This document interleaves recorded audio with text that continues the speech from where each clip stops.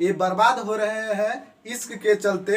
कहते हैं कि मोदी सरकार में बेरोजगार पड़े हैं। प्रधानमंत्री नरेंद्र मोदी के कार्यकाल में बेरोजगारी इतनी बढ़ गई है, ये भी गिना जाएगा, समझे।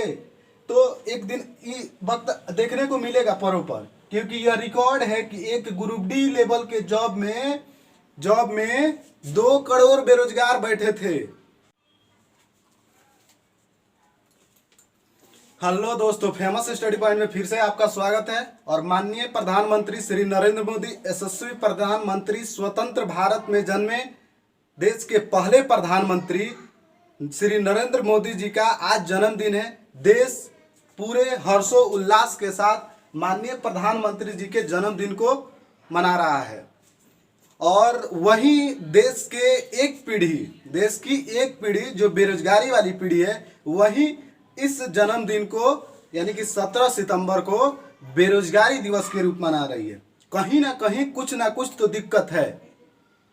आदमी उदास होता है तो उसको कष्ट होता है, तभी उदास होता है या तभी वह ज़्यादा बोलता है, अमूमन देखा गया है।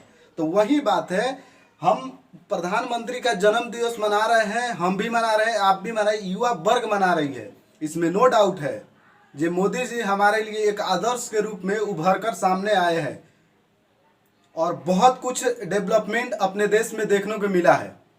और यहाँ पे हम बहुत ज़्यादा मतलब कि क्या बोले कि वर्ल्ड लेवल पर इस देश को, भारत यानी इंडिया को जिस नज़रिए से देखा जा रहा है, ये हमारे लिए गौरव की बात है कि मोदी जी ने हमारे देश के लिए इतना कुछ किया है कि जिसका कोई हम मोल नहीं लगा सकते हैं। वही बात, लेकिन इन्होंने राफेल लाया, इन्होंने बहुत सारी योजनाएं चलाई, जन धन योजना, बहुत कुछ मतलब डेवलप किया। इतना सड़कें, भारत की सड़कें आज रिकॉर्ड कायम कर रहा है, रिकॉर्ड काम कर रहा है। हाल ही का है कि इन्होंने 75 किलोमीटर सड़क बनाकर रिकॉर्ड, गिनीज वर्ल्ड रिकॉर्ड में नाम लिखा है। तो ये सब तभी संभव है कि एक देश का प्राइम मिनिस्टर अच्छा हो, सुव्यवस्थित हो, अच्छे ढंग से सिस्टम को चला रहे हैं, तभी तो ये डेवलप पूरा दिख रहा है। 370 धारा तुड़वाए, राम मंदिर बनवाए, वहाँ पे उनके मतलब कि ऐसा जजमेंट दिए जो सबको वहाँ पे इक्वल करके दिया। ये सब कुछ संभव है तो एक समझदार, सूझबूझ प्रधानमंत्री के से हो सकता है। देश का जो सर्वोपरि पद राष्ट्रपति, प्रधानमंत्री, यही लोग हैं जो देश को एक गौरवान्वित यानी कि ऊंचे शिखर पे पहुंचा सकते हैं। और उन प्रधानमंत्री में से हमारे प्रधानमंत्री नरेंद्र मोदी है, जिनका जन्मदिन हम आज बहुत खुशी से मना रहे हैं।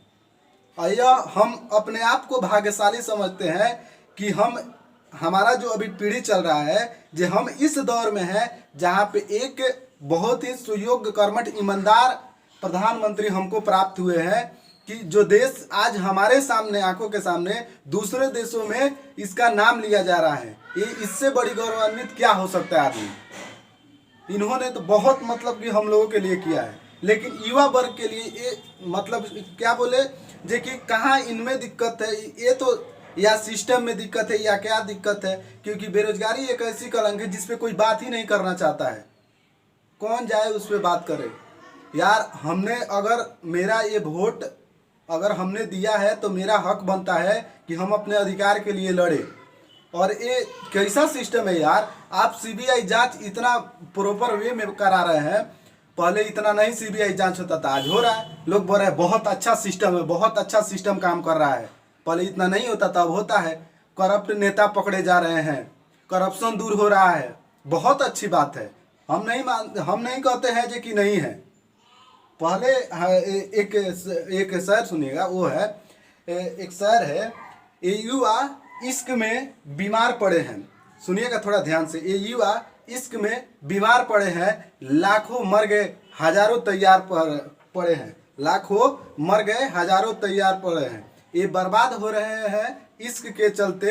कहते हैं कि मोदी सरकार में बेरोजगार पड़े हैं। ये शहर मैं जब सुना तो उस वक्त मुझे लगा ये सही है, लेकिन कहाँ तक सही है ये आज आके पता लगा हमको। ये जो मुद्दा है ये कहाँ तक सही है। वो तो जहाँ है वो है, लेकिन यहाँ दिक्कत सिस्टम में, प्रॉपर सिस्टम में दिक्कत है। आप अगर 5 साल में आप अगर सीबीआई जांच कराते, सीबीआई जांच क्यों नहीं कराते हैं जो कि एक छोटा सा यार, जिस तरह जीडीपी बढ़ाने का कोशिश किया जा रहा है, क्या बेरोजगारी का भी पल रहा है, उसी तरह बढ़ाने की कोशिश की जा रही है। एक दिन ऐसा आएगा मोदी जी आपसे अनुरोध है कि एक दिन ऐसा आएगा दिन जिस प्रकार आपकी ग्रोथ जो गतिशीलता की ओर हमारा देश जा रहा है ना, एक दिन ऐसा आएगा जो ये बेरोजगारी की भी गतिशीलता गिनी जाएगी कि माननीय प्रधानमंत्री नरेंद्र मोदी के कार्यकाल में बेरोजगारी इतनी बढ़ गई है, ये भी गिना जाएगा, समझे। तो एक दिन ये वक्त देखने को मिलेगा पर, क्योंकि यह रिकॉर्ड है कि एक ग्रुप डी लेवल के जॉब में 2 करोड़ बेरोजगार बैठे थे। एक ऐसा मानते हैं जो इतना बड़ा देश है तो बेरोजगार होना लाजमी है, लेकिन सिस्टम सुधर जाए तो वो बेरोजगारी भी खत्म हो सकती है, धीरे धीरे ही सही। लेकिन यहाँ तो एक ग्रुप डी के जॉब के लिए या 4 साल में 1 घंटा एग्जाम देना होता है। अमूमन सोच के देखिए, जब 4 साल में 5 साल में 1 घंटा के लिए किस्मत आजमाने हम जा रहे हैं, तो बताइए कैसे होगा। क्या पता उस दिन क्या हो, मेरा हो। वही एग्जाम अगर प्रॉपर वे में 6 मंथ 8 मंथ पे प्रॉपर फिक्स कर दिया जाए, टाइम टेबल शेड्यूल कर दिया जाए, हर वक्त कम कम नौकरियां दी जाए, तो देश सुधर सकता है, बेरोजगारी हट सकती है। एक किसान तरस रहे, किसान को वो अपने टाइम पे अगर खाद न प्राप्त होके तो कैसा होगा, अभी देख लीजिए ऐसा हाल है। तो इन सभी बातों पर ध्यान देना पड़ेगा गवर्नमेंट को कि हम कैसे करें। हम सीबीआई जांच, मेरा सीधा मुद्दा है, जब आप सीबीआई जांच करा सकते हैं तो आप कराइए, इसमें भी, इस भर्ती में भी कराइए कि इस भर्ती क्यों नहीं प्रॉपर वे में चल रही है। या तो सिस्टम खराब है, 2 ही कारण हो सकता है, या तो गवर्नमेंट का प्रेशर होगा इन सिस्टम वालों पे कि आप धीमा काम कीजिए, या तो ये सिस्टम वाले धीमा कर रहे होंगे, बैठ के पान गुटखा खा रहे होंगे, कुछ भी। क्योंकि ऐसा देखा जाता है जो इनको मतलब कि मस्ती वाला जॉब हो गया या पूरा मतलब कि सब कुछ अपने हाथ में, ऐसा वाला हाल है। तो आप जब तक सिस्टम को सुधार नहीं होगा तो कुछ भी नहीं होने वाला है देश में। हम इसी तरह बेरोजगार पड़े रहेंगे, हर साल बेरोजगार दिवस, मोदी दिवस, फलानवा दिवस, सिलानवा दिवस मनाते रह जाएंगे, देश कहीं नहीं जाएगा। आपने राफेल लाया, कोई नहीं दिक्कत है यार, आप कुछ भी कीजिए देश के लिए, आप सब कुछ सर्वोत्तम है, हमें कोई दिक्कत नहीं है। युवा आपसे इतना पसंद करता है आपको जो आज तक किसी प्रधानमंत्री को इतना पसंद नहीं किया था, ठीक है। लेकिन आपने कुछ कुछ ऐसी जगह पे मोड़ लाया है जहां पे देख लीजिए, एक बार ऐसा हुआ जो युवा इतना नापसंद कर दिया जिसका हद ही नहीं था, पूरे भूचाल आ गया था यूट्यूब में। तो इन सभी बातों पर हमारे गवर्नमेंट को भी ध्यान देना चाहिए कि जिस प्रकार हम अपने इंफ्रास्ट्रक्चर पे काम कर रहे हैं, दूसरे सेक्टर में काम कर रहे हैं, उसी प्रकार बेरोजगारी पे भी एक अच्छा से प्लानिंग किया जाए, ताकि हम बेरोजगारों के लिए कुछ हो, अच्छा हो, ताकि ये देश के युवा है, ये देश के किसी अच्छे इंसान ने कहा था कि अगर देश को सुधारना है, अपने परिवार को सुधारना है, अपने फैमिली को सुधारना है, अपने समाज को सुधारना है, तो एजुकेशन को बढ़ावा देना पड़ेगा। एजुकेशन तो बढ़ रहा है, जाके यहाँ पे सब इकट्ठे हो रहे हैं, तो अमूमन कुछ नहीं सुधर सकता है।